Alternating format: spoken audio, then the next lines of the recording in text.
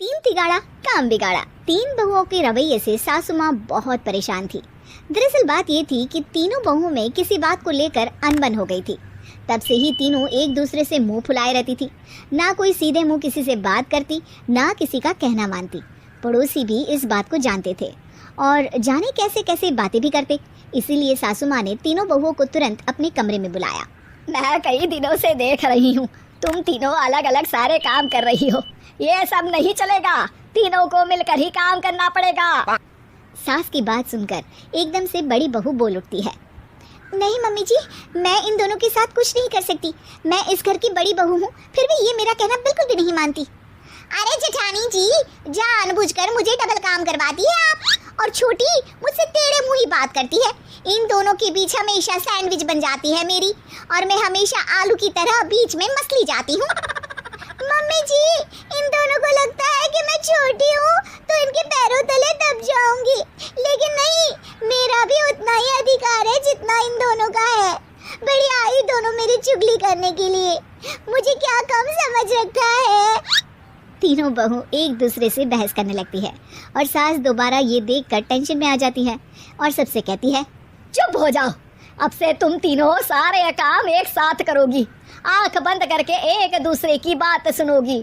तुम तीनों इस बात को गांठ बांध लो, वरना अगली छुट्टियों में तुम्हारा अपना मायके जाना कैंसिल। सास की बातें सुनकर डर के मारे तीनों हामी भर देती हैं। जी मम्मी जी, मैं समझ गई।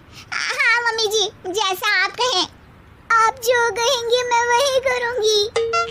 तीनों बहू सास की बात को गांठ बांध लेती है और वादा करती है कि अब से सारे काम वो तीनों एक साथ मिलकर ही करेंगी। ये सब देखकर सास खुश हो जाती है और वहाँ से चली जाती है। नीचे जाकर वो देखती है कि घर में शर्मा जी आए हुए होते हैं।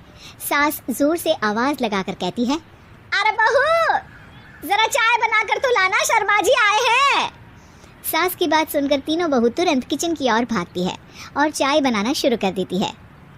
मुझे तो एकदम मसाले वाली कड़क चाय पसंद है, तो हम शर्मा जी के लिए मसाले वाली चाय ही बनाएंगे। अरे नहीं दीदी, गर्मी के मौसम में मसाला चाय कौन पीता है?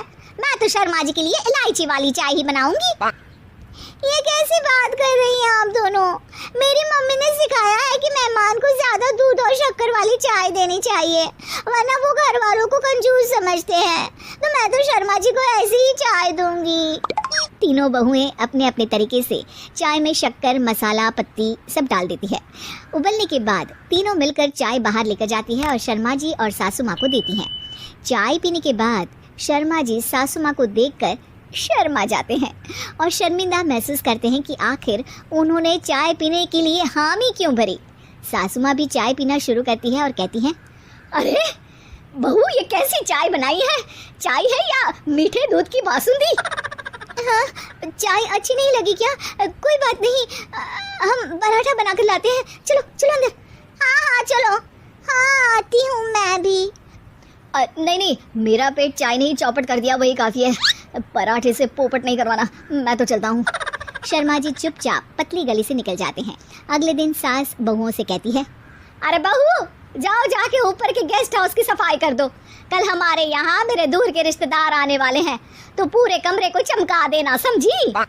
तीनों बहू सास की बात को मानकर ऊपर सफाई करने चली जाती हैं और तीनों कमरे की सफाई चालू कर देती है।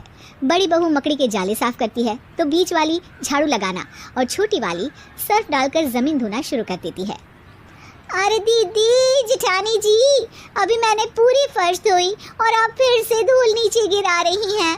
और मछली जेठानी जी, आप बिना झाड़ू की धूल यहाँ छटक रही हैं। अरे तीनों को साफ करना है, एक साथ सफाई करते हैं ना। अरे वही तो, हम साथ साथ हैं, घर साफ साफ है। तीनों बहू ऐसे ही काम में उलझ जाती है और 2 घंटे तक एक ही कमरे की सफाई करती रहती है। बहुत देर से अपनी बहुओं को ना देखने के कारण सास ऊपर कमरे में उन्हें देखने जाती है, लेकिन कमरे में घुसती ही वो गीली फर्श पर फिसलने के कारण नीचे गिर जाती है। ओरी मोरी मैया, हड्डी मरोड़ के रख दी। आए, मेरी तो कमर ही टूट गई रे। तीनों बहुएं सास को उठाती हैं और बिस्तर पर सुला देती है। अरे मेरे हाथ पैर दर्द कर रहे हैं, दबा दो, आराम मिलेगा। हाँ जी माँ जी। अरे जी माँ जी, जी माँ जी। और तीनों बहुएं एक साथ सास के हाथ को दबाना शुरू कर देती हैं। माँ की तो चीख ही निकल जाती है और नतीजा ये होता है कि सास के बचे हुए शरीर में भी दर्द उठ जाता है। हाय राम, ये क्या कर दिया तुम तीनों ने। अरे मेरी तो किस्मत ही फूटी है कि तुम जैसी बहुएं मुझे मिली। हे भगवान, पूरे शरीर में दर्द बढ़ गया है। अब तो पता नहीं कि चल भी पाऊंगी या नहीं। माफ करो, मुझे गलती हो गई मुझसे कि तुम तीनों को एक साथ काम करने के लिए बोला। सोचा था तीनों मिलके अच्छे से काम करेगी, लेकिन बड़े बुजुर्ग सही कहते थे कि 3 तिगाड़ा काम बिगाड़ा। तुम लोगों ने ये बात ना आज साबित करके दिखा दी। तुम तीनों को तो समझाना यानी मानो भैंस के आगे भी न बजाना है। तुम्हें अकेले अकेले काम करना है ना, तो अब से तुम अकेले ही अपना अपना काम करो। तीनों बहुएं वहां से जाने लगती है। अरे कहाँ जा रही हो? आप ही ने तो कहा कि अपना अपना काम करो, तो मुझे मुल्तानी मिट्टी लगानी है। अरे मुझे भी तो नेल पॉलिश लगानी है।